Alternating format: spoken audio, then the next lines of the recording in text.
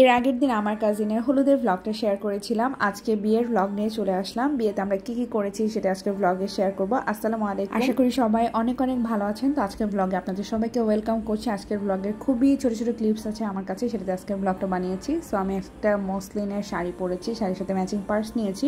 আর এই খানদানি জুয়েলারিটা আমার বেস্ট ফ্রেন্ডের বিয়েতে আমি কিনেছিলাম, আর পরা হয়নি, তাই এই বিয়েতে আমি পরে ফেলেছি।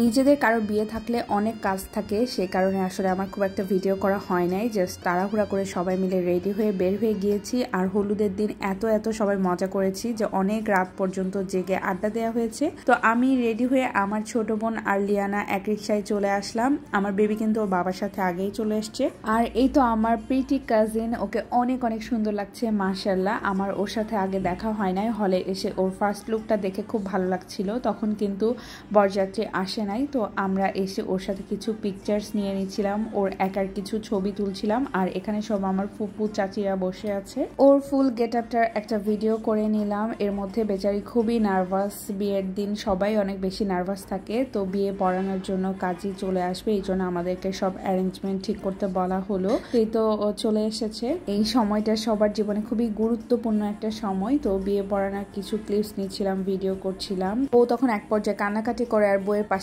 বসে থাকে। যে ভাই, সে কিন্তু স্মাইল করে ক্যামেরাতে পোজ দিচ্ছিল। মানে ভাইরা কি এমনই হয়, হেসে হেসে পোজ দিচ্ছে। এই পাশে যদি একটা বোন থাকতো তাহলে কিন্তু একদম কেঁদে দিত বোনের কান্নাকাটি দেখে। যাই হোক, জোকস এ পার্ট। সো ও কিন্তু ক্যামেরাতে হাসাহাসি করতেছিল, এই জিনিসটা আমার চোখে পড়েছে, এই জন্য আর কি জুম করে আপনাদের সাথে শেয়ার করলাম।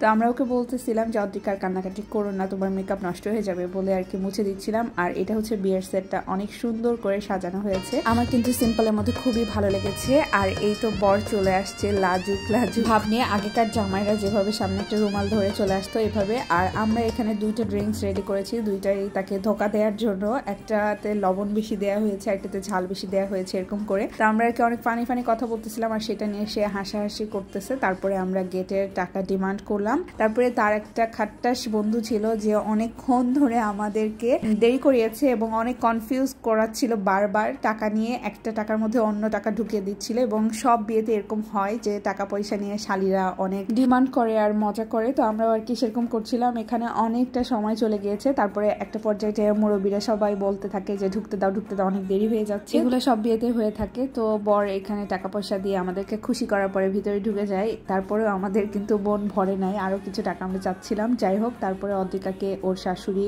যে জুয়েলারিগুলো নিয়ে এসেছিল সেগুলো পরিয়ে দিল, যেহেতু বিয়ে পড়ানো হয়ে গেছে। আর এর ফাঁকে আমরা সবাই কাজিনরা মিলে একটা ছবি তুলে ফেললাম। আমরা সেদিন অনেক বিজি ছিলাম। এই একমাত্র ছবি যেটা আমাদের তোলা হয়েছে, আমরা অদ্রিকার সাথে কোনোই সিঙ্গেল ছবি তুলতে পারি নাই। তারপরে একটু দেখছিলাম যে সবাই খেতে বসছে কিনা, সেটার একটু ভিডিও ক্লিপস নিয়ে নিচ্ছিলাম।